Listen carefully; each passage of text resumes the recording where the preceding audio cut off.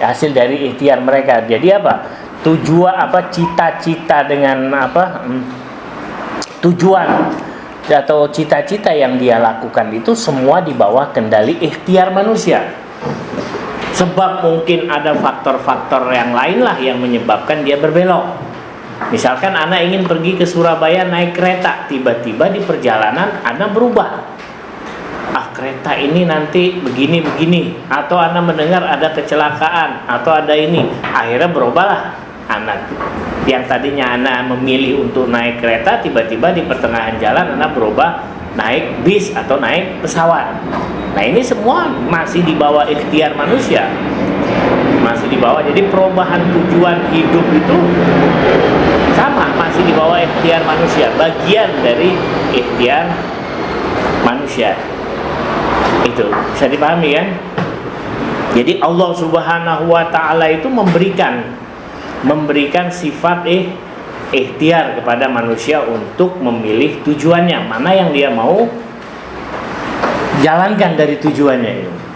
Tujuan sama planning beda. Sama, tujuan itu akhir kan? Maksudnya akhir ketika dia ketika dia sampai kepada tempatnya yang dia tuju, berarti itu tujuannya sudah dicapai. Kalau planning itu masih gambaran saja, masih wacana saja. Bisa dihitungin kan? Ya bisa.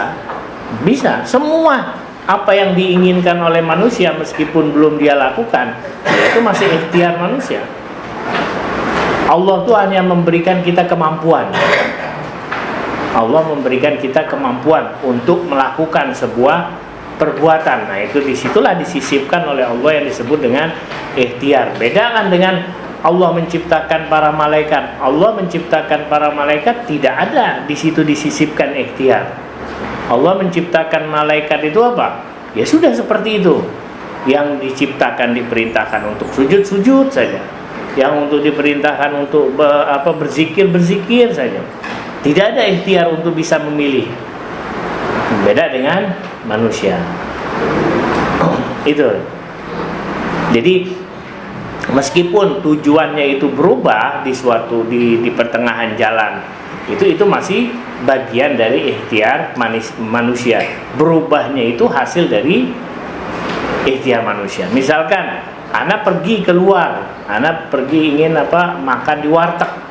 Tiba-tiba di pertengahan jalan anak melihat makanan yang enak, berubah anak nggak jadi pergi ke warteg karena melihat makanan yang enak. Akhirnya anak beralihlah ke makanan yang anak lihat enak itu. Jadi tujuan awalnya ke warteg itu berubah. Itu juga bagian dari ikhtiar manusia.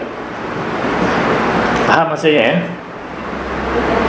Nah di sini di kitab dijelaskan taudihul ikhtiyar innal qudra ala ittihazil quwwah, ya, ala ittihazil qarar wal ikhtiyar minas sifatin nafsiyah allati yudrikuhal insan wa yujzam biha. Jadi innal qudrah, jadi qudrah, kemampuan untuk mengambil keputusan, qarar untuk mengambil keputusan, dan ikhtiar itu merupakan sifat. Sifat apa? Sifat nafsiyah, sifat yang ada di dalam diri manusia. Yang mana yudrikuhul insan, manusia mengetahui itu semua. Ada. Wa yujzam biha, dan pasti ada itu. Wala'allaha aktsar sifat jazman wa yakinan fa inna kulla wahidin minna yudrikuha fi dzatihi wa batinihi bi ilmihi al-khuduri alladzi la yukhti. Jadi setiap seseorang dari kita itu mengetahui zatnya, mengetahui batinnya. Yang mengetahui batin seseorang ya dirinya sendiri. Paham? Orang lain nggak tahu. Anak nggak tahu batin kalian seperti apa. Kalian juga tidak tahu batin anak seperti apa. Nah yang mengetahui batin dari setiap seseorang itu ya dirinya sendiri. Paham maksudnya kan? Dengan apa dia mengetahui? Dengan ilmu huduri, dengan ilmu yang ada pada dirinya, bukan dari orang lain. Dia mengetahui dirinya dari mana? Dari dirinya sendiri, bukan disebabkan orang lain. Paham maksudnya? Nah, itu dia mengetahui dirinya sendiri dengan ilmu huduri, bukan dengan ilmu husuli. Kalau ilmu husuli kan yang kita peroleh dari luar, kita dapati. Nah, ini enggak, kita mengetahui batin kita disebabkan kita memiliki ilmu huduri, sehingga diri kita mengetahui. Orang lain enggak mengetahui. Perasaan kalian sesama kalian enggak ada yang tahu. Nanti kalian akan merencanakan apa, enggak tahu. Yang tahu ya diri kalian. Paham ya? La yu'alladzi la yukhti, yang enggak mungkin salah. Enggak mungkin salah kalian menafsirkan tentang diri kalian. Anak adalah dia, enggak mungkin mengatakan seperti itu. Saya adalah ya saya. Gitu. Paham maksudnya kan? Enggak mungkin diri kalian menafsirkan bahwa diri kalian itu fulan, orang lain, enggak mungkin. Paham maksudnya?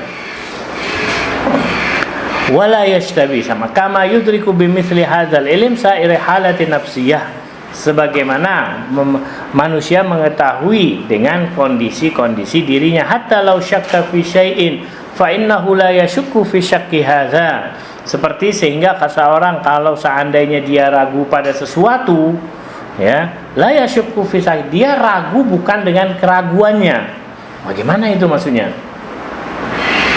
Dia ragu, misalkan anak ragu apakah diri anak ada, itu bukan keraguan pada dirinya. Gak mungkin ada orang yang mengatakan anak ragu kalau diri anak ada. Semua orang pasti yakin bahwa dirinya itu ya ada, ketika dirinya bisa meyakini sesuatu. Fa innahu yudriku syakkuhu hadza bil ilm huduri. Nah, ini juga dikatakan dengan ilmu huduri. Wala yumkin an yataraddad fi hadzal idrak, enggak mungkin dia itu meragukan akan dirinya sendiri. Orang sesuatu yang sudah ada, dirinya ada, terus dia meragukan akan dirinya, mungkin tidak? Enggak mungkin. Tidak mungkin. Kalian sudah melihat kejadian misalkan di depan mata kalian, tabrakan atau musibah besar, gunung meletus atau kebakaran di depan mata kalian, terus kalian ragu mengatakan apakah ini benar kecelakaan, padahal di depan mata kalian lihat, apakah benar ini gunung meletus? Gak mungkin seperti itu.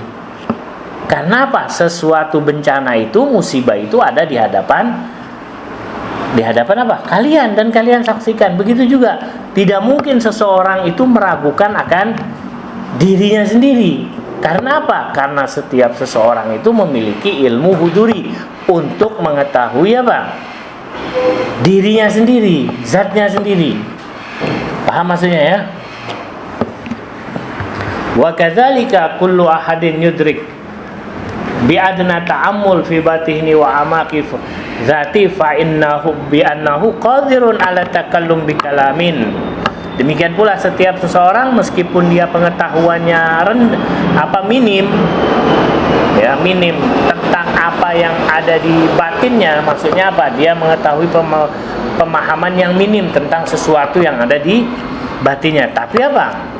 Bi annahu qadir, dia mempunyai apa? Kemampuan untuk berbicara bi kalamin wa adam takalum, dia mempunyai kemampuan untuk berbicara dan tidak berbicara. Kalian mempunyai potensi gak untuk berbicara? Punya. Dan mempunyai potensi juga untuk tidak berbicara. Itu kan apa? Kemampuan yang terpendam di dalam diri kalian. Tapi ketika kalian ingin keluarkan, nah itu kan tergantung. Semua orang mempunyai kemampuan untuk berbicara, dan semua orang mempunyai kemampuan untuk tidak berbicara. Cuma nanti kemampuan itu kan apa? Menyesuaikan dengan keilmuan dia. Ya, keilmuan dia. Kalau keilmuan dia tidak minim, maka kemampuan dia berbicara akan baik, akan bagus. Tapi kalau ilmu dia minim, sangat minim sekali, ya dia juga untuk kemampuan berbicara dia akan rendah. tapi dia mempunyai kudrah untuk berbicara.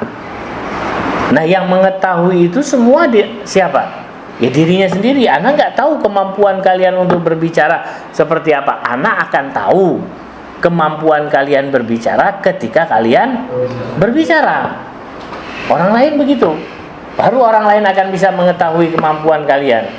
Orang lain akan bisa mengetahui kemampuan kalian main sepak bola ketika kalian bermain. Baru orang bisa menilai. Tapi ketika kalian duduk aja menjadi penonton di main sepak bola, dia tidak akan bisa menilai orang itu bagaimana kemampuannya.